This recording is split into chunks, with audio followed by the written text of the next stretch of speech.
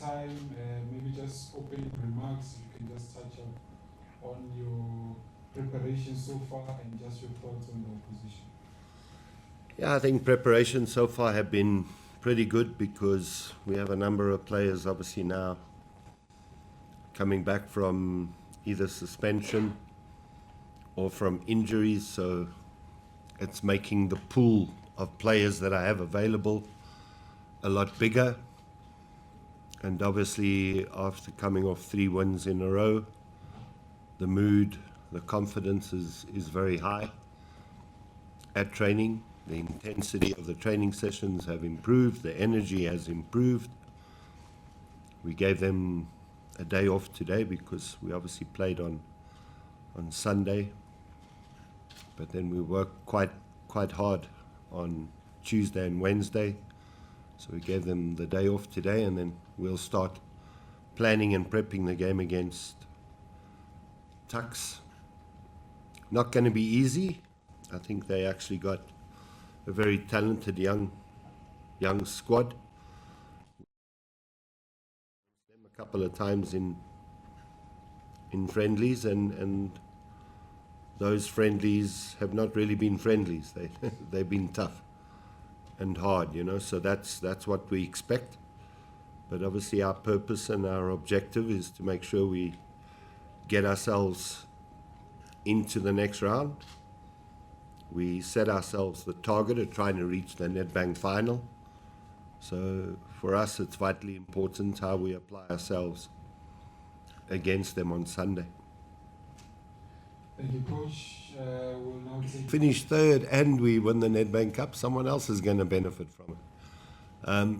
But yeah, for us, the target is third in the league, and obviously also, like I said, we set the target of trying to get to the Nedbank Cup final and possibly win it. So that doesn't change. So the focus has to be on both. We're not going to separate the two. Thank you. Can we get the mic to Mazola? Coach Eric, are you a bit more at ease now? I know the last couple of weeks after facing Sundowns, Pirates, and I think Steadies in the mix, there were some concerns on your side, and then the fixtures changed a little bit, and so did the results to some degree. Going into this cup fixture, a lot more at ease, happy with what you've seen the last couple of days? As I said, right, you know, we played 4 games in the space of, what was it, 10, 11 days. And that was tough, especially coming off a break, that you go into a hectic schedule like we did. Plus, as I stated, we had a number of players injured at that period, and key players. We made a couple of new signings that hadn't really played at the clubs that they were representing. Phiri, for example, I think 8 months without playing for any club. So their conditioning was not at the level that was required. So to get through those 4 games was always going to be tough. Firstly, because Stellenbosch finished 3rd last season. They started poorly, but I can already see they're going to be climbing the table because of the quality that they have. And then you had Pirates, and then you had Sundowns that you got to add to the mix, and then Galaxy, who also have been very, very good so far this season. So it was 4 tough games for us at a period that our confidence levels was not great, but also the fact that we lost some key players at that stage. So probably I would have preferred to have got at least a draw against Sundowns or against Stellies, which we didn't get. And we didn't get the points that we wanted to accumulate during that period. But my thought process was, it's going to take time. Once we get everybody back and once the new signings get their fitness to the level that is required, we're only going to be stronger. So I had no doubt that we would get better. And I think that's more important, is we've come through that phase and we have got better. And there's still a lot of room for improvement, but I think we will peak at the right time, in my view. Thank you, Coach. Let's get the mic back to Lonabo. Coach, the previous coach who's facing Mamelodi Sundowns used the word respect in the approach of the game. So if you flip that with you facing a team in the lower division, AmaTuks, how do you then approach it? Do you go all out, considering that it's a knockout competition? Ahead of our game against Highbury, because we obviously played a NFD team before this game, the biggest fear that you have when you're a PSL team and you play a lower division team is complacency. And as much as I reiterated during the week that we cannot have complacency, the complacency was there. Quite fortunate, in my view. Yes, our goalkeeper didn't really have to make many saves, but I thought the majority of the game, they were better than us. And a lot of that is down to that complacency. So what you hope is that the players have learned from that lesson, plus the fact that we've played Tuks before, so it's not a case of it's the first time that we're going to play them. We know what they're about and what they're capable of. So I don't think we'll have the same type of complacency from the players going into this match. So I don't think I would have to raise that problem to the players. I think they know the importance, and they know how important it is for them to apply themselves in the correct manner. And I don't think there can be any now lack of confidence, because we've won the last 3. Were they tough? Yes. Did we fight to get those results? Yes. So now it's about the performances getting better. And as I said, you can feel the atmosphere at training is a lot better. Thank you. Can you get the mic to Kamu? And next up will be Neo. I've noted you, Mr. Masebe. Thank you. Good afternoon, Coach. I'm from RFM. Coach, with the game that you played in the round of 32 against Highbury, and now looking at the competition holistically, would you say the teams in the lower ranks have brought their A game, especially when they have an opportunity to play a Betway Premiership side? Because we don't have a situation, also looking at score margins, it's not a situation where we have a 24-0 like Mamelodi Sundowns, so to speak. Yeah, I think another message that I always try and pass to the players is what they must realize is those players playing in the NFD teams all wish to be in their shoes. Those players all would wish to be playing in the PSL, or would wish to be playing at the likes of Sekhukhune versus where they find themselves. So if anything, those players are going to come with a lot of energy and effort. And talent alone doesn't win you football matches. If you don't put in the effort, you can have all the talent in the world. It's not going to guarantee you a result.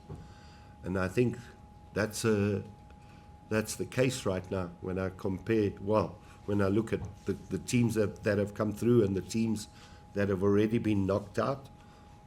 A lot of it has boiled down to the lack of energy, not putting in the right energy, showing that complacency against lower league teams. And if you do that, because the level, in my view, there's not a big gap, it's a small gap, you can get punished, So I think it all boils down to you got to go out there and show why you're playing for a PSL club and not an NFD club. Kamu? Sorry, Neo. Thank you, Fatu. Good afternoon, Coach. Coach, I'm looking at the last 3 games across all competitions, and you've went on 3 consecutive clean sheets. What is it that you have maybe in the back end said to your defense as well as the goalkeeping department for this to have been achieved? Yeah, I think, again, you've got to be looking at us from the beginning of the season. It's not only now. You can go to the beginning of the season. We were keeping clean sheets. We went through a rough period of 4 matches where we didn't get results and we conceded goals. So it's not a case of, well, we're doing something new. No, we've gone back to what we call our fundamentals and our principles, and we're applying them, and these were all things that were discussed during pre-season, and an agreement between the technical team and players in terms of our game model, our game philosophy, our principles, our fundamentals. And we went through a period and a phase where we didn't apply those principles and fundamentals. But at the same time, my view, we lost some key players that were very important to us having achieved those results, And that's why I say I'm happy now to say that, we're looking a lot stronger. We're getting quite a few of those players back. They've been training. They'll be integrated fully within the next week. So that's just going to make us stronger and stronger.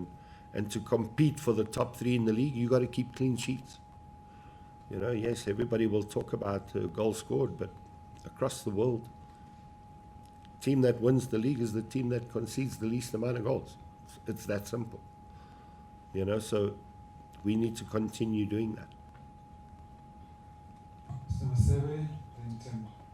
Good afternoon, Coach. Master Cleaner Sokaraduma. Talking about level period, what do you make of his progress after the challenging period he had before he joined the club? And looking back at all those years ago when you worked with him at Vets as a youngster, what are some of the qualities about him that made you confident that he was going to make it in this game? And what do you make of the progress he has made and the achievements, having played overseas and all of that? Thank you. Yeah, like I said, we signed Lebo, and he was out of contract for 8 months. And yes, he is a hard-working professional. He tried to keep himself in good, fit condition. But you can never replicate what you do in the gym. Running 10Ks every day is never going to replicate what a full match represents. And truth be told, we kind of threw him in the deep end because we had to. But we done it, in my opinion, in the right way. We looked at what minutes he could achieve, and we played him those specific minutes, and there were, and I can actually give the game against Highbury as an example, where you could see that Lebo had reached that plateau where we pushed him too hard in those 4 matches that his body just couldn't cope anymore because of the space in between the games and the lack of recovery that is required. But I've known Lebo since he was 12 years old. And the Lebo of today is no different to the Lebo when he was young. He's a highly committed professional, hardworking, and someone who still is himself. He hasn't changed since he became a professional and had the career that he had in Europe. He's still the same guy that I remember when he was 12, 13, all the way till he was 18 years old before he moved over to Bromby. So he's still the same guy. So, you know, for me it was a bit of a no-brainer because hard-working professional that gives everything to the club and obviously to the team. And then he has the right attitude and mentality, you know, but it was tough for him, and I know he's going to be giving us a lot more going forward, especially, you know, the maturity in terms of what he's learnt in his career overseas playing in Europe. And you can see on the ball his level of maturity, his comfort, and I think we need that. All right, Mr. Shabalala. I'm sports coach. You've got one of the best squads in the PSL with the material that you have, but just to find out from you, looking at this trophy that you have, what will it mean for you to win it? Will it make up for the investment that the chairman, the board of Sekhukhune has put in there? What will make it worth a while for you? Finishing third, or trying doubling it up with the Nedbank trophy? Just give us your headspace. And if I can pick your brain as well, coach, on the league title, there's a word that it's over after yesterday. Where's your headspace on that? I think I've mentioned this many times before. You go look at my CV and you'll see I've played in many, many finals, and I've won quite a few finals. At those clubs as well, I've wanted to achieve things in the league, and I've managed to finish second, third, fourth. You know, I've been there. I just haven't managed to win the league title as yet, you know. But it's been a while now since I won a cup, so I'd like to get back to win that cup. And then talking on behalf of the club, also the club has never won a cup. You know, in Cape Town City's first season, we won the Telkom. You know, so I would like to achieve that here at the club, where we can win ourselves a club, but still ensure that we finish, obviously, in the top three. You know, I think, yes, we have a very, very competitive squad, in my opinion. And we've assembled, there are some of my older players, more experienced players, the likes of Monare. He's won leagues. He knows what it takes. You know, the younger players rubbing shoulders with the likes of him is very, very important. You know, and you know, all the senior players working with some of the younger players, so that they understand the importance of the Nedbank Cup. They understand the importance of trying to finish in the top three. I don't think the league is over yet, in my view. I was talking to you now about some of the players, Phiri, and the conditioning and how they struggle. The little bit that I saw last night, because we're living in Joburg, so we have power cuts here. I didn't see much of the second half, but I saw players cramping from Sundowns. And why is that? It's the hectic schedule that they have. And somewhere along the line, that's going to affect them. Now it's going to be about, our team's going to be able to take points off them. Are they beatable? Yes, they are. But you can't deny the quality that they have. You know, and people might say they were lucky last night. I don't see it as luck. I think it's the quality that they have. That's why they won. And if you go to their results last season and the season before, it wasn't like they were beating people 2-0, 3-0, 4-0. They were winning 1-0 consistently. 1-0, 1-0, 1-0. Scoring 90th minute, 88th minute. It's the quality that they possess. I think Pirates is a lot closer. And I think Pirates will still have a lot to say about it, but I think ourselves, Chiefs, AmaZulu, TS Galaxy, we're also going to have something to say about it, you know. So I think it's going to be a lot tighter. The gap is not going to be as big as it was in previous seasons. I think the gap is going to get closed. And I said this at the beginning of the season. My target points-wise was 54 points. Sekhukhune, as a club, the highest points was last season on 48 that the club had ever achieved. And we finished 4th. The season I finished 2nd at Cape Town City was 48 points. The season that I finished 3rd at Cape Town City was 53 points. But I firmly believe that 54 points, you'll be in the top 3. 48 points to 54 might not sound like a lot, but believe you me, it's massive. It's a massive, massive jump. And in my view, that would be positive even if we don't finish 3rd. Even if it means we finish 4th.